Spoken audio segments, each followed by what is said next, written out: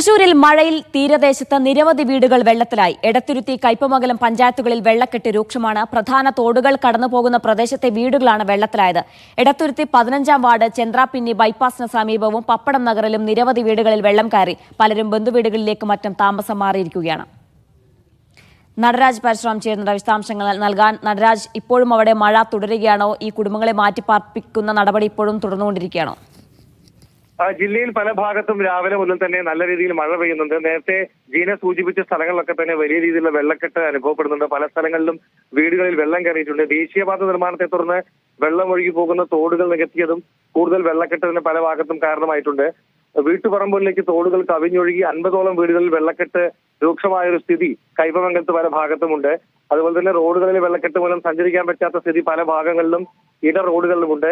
SN Vidyabhavan പ്രദേശത്തും വെള്ളക്കെട്ട് രൂക്ഷമാണ്. നിരവധി സ്ഥലങ്ങളിൽ കൃഷിനാശങ്ങളും സംഭവിച്ചിട്ടുണ്ട്. കയ്പമംഗലം പഞ്ചായത്തിലെ പല സ്ഥലങ്ങളിലും വെള്ളക്കെട്ട് രൂക്ഷമാകുന്ന ഒരു സാഹചര്യവും ഇപ്പോൾ നിലവിലുണ്ട്.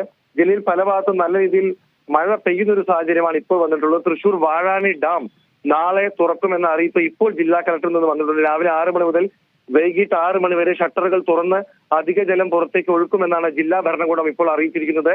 മഴ തുടരുന്ന സാഹചര്യത്തിലാണ് വാഴാനി ഡാമിന്റെ ഷട്ടറുകൾ തുറക്കാൻ ഇപ്പോൾ തീരുമാനമായിട്ടുള്ളത്. ജീന,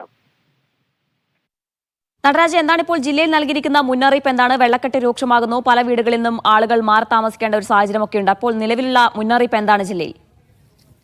ജില്ലയിൽ നിലവിൽ റെഡ് അലർട്ട് ഉണ്ട്. രാവിലെ മുതൽ തന്നെ പല ഭാഗങ്ങളിലും വലിയ രീതിയിൽ, പ്രത്യേകിച്ച് ഗുരുവായൂര്, ചാവക്കാട്, കുന്നംകുളം, കയ്പമംഗലം, തൃശൂർ നഗരത്തിൽ വിശേഷിച്ചും വലിയ രീതിയിൽ മഴ പെയ്യുന്ന സ്ഥിതിയുണ്ട്. ഇടയ്ക്ക് രാവിലെ ഒരു 12 മണിയോടുകൂടിയൊക്കെ തന്നെ മഴയ്ക്ക് ചെറിയൊരു ശമനം അനുഭവപ്പെട്ടെങ്കിലും ഉച്ചയ്ക്ക് ശേഷം വീണ്ടും വലിയ രീതിയിൽ വെള്ളം കയറുന്ന ഒരു സാഹചര്യം ഉണ്ടായി.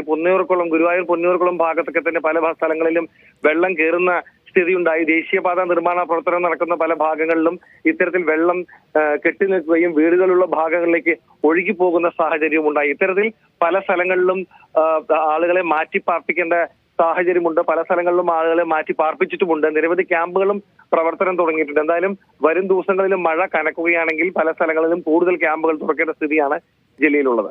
ജീന, ശരി. നടരാജ പരശുറാമാണ് വിശദാംശങ്ങൾ നൽകിയത്. തൃശൂരിൽ നിന്നും മഴ ഇപ്പോഴും തുടരുകയാണ്. നിലവിൽ റെഡ് അലർട്ടാണ്.